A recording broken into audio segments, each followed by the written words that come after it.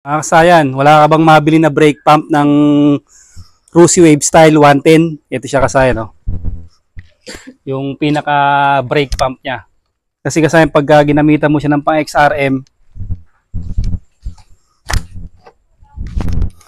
para hindi na kayo magkamali kasayan na ito yung unang binili ko dyan. Pang XRM, akala ko parehas lang sila. Pero paglagay ko, pansinin nyo yung butas. Ayan siya kasayan, no? Pasok yung isa hindi. Rusi Wave Style to ha. Tapos, itong Motorstar 110 Wave Style, ganun din. Ayan siya kasaya, no? Hindi rin pwede yung pang XRM. Kaya naghanap ako ngayon, wala akong makita sa online. Lazada, Shopee, wala akong makita na pang Rusi 110 na ano, na brake pump o one set ng ano, yung ganito, yung one set na brake master caliper hanggang hose tsaka dito sa ano, brake pump. Kaya ito pa yung isa, oh. Ito rin yung isa kasay, no? Pansinin nyo, pare-pare sila ng sukat. Hindi rin siya kasukat. Kung ituturnilyo nyo to, dito, hindi nyo siya matuturnilyo. Hihina ang preno nyo kasi hindi siya kakapit ng gusto. Tapos, ito lang pala yung magiging solusyon para hindi kayo mahirapan, para mas madali nyo siyang mabilan, mapalitan. Ito ha, tingnan nyo. Bili lang natin ito sa Gedli. Sa halagang 330. Ito siya kasayan ha. Tingnan nyo. Ito yung pang XRM 110. Pag pinagtapat natin yan, ayan o. Malayo yung isang tornilyoan. Ayan siya ha. Malayo ha. Pero dito sa Rusi 110, ito yung ilalagay natin. Oh, tingnan nyo. Dito ang paglagay niya. Nasaan yan? Nasa loob siya. Tapos papasok muna natin yung ano, yung brake pad. Pag nalagay na natin yung brake pad, yung dalawang tornilyo niya, pansinin nyo.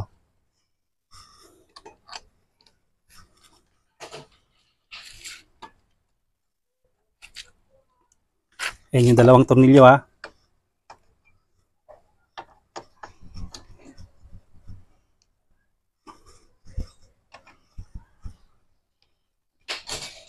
Ito kasi magkaiba yung tornilyo nito ha. Mahaba yung isa kaya tumago siya. Pero wala naman tatamaan kahit mahaba itong isa. Huwag lang yun dito sa loob. Pakatamaan yung ano natin. Ito, sakto lang to. Ayan siya ha. Tingnan nyo ha. Saktong-sakto siya. Oh. Nabili natin sa Gedli din sa halagang 330.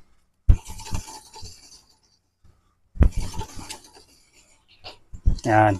Kasukat nito, ito kasukat, tapos yan, kasukat din, pati itong ano na to, sa Motorstar Wave Style din. Ito, Rusi Yuri Wave Style. Ang gagamitin nyo pag bibili kayo, ito ha, na ilalagay nyo.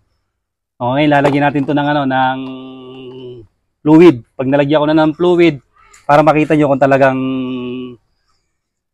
okay na okay siya. Lalagyan muna namin to ng ano, brake fluid. Okay na kasay, meron ng fluid siya ha. I-testing na natin, no. Ayan siya kasay, no. Swabing-swabe yan, no. Brake. Bitaw, brake. Brake. Brake. Ayan siya kasay na. Pagbago pa, normal lang na medyo may konting ganit siya, ha.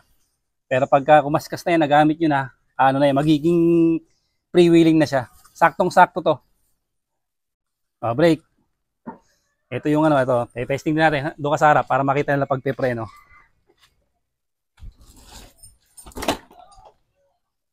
Siya kasaya, no? Pag magpipreno ka. Ayan na siya, oh.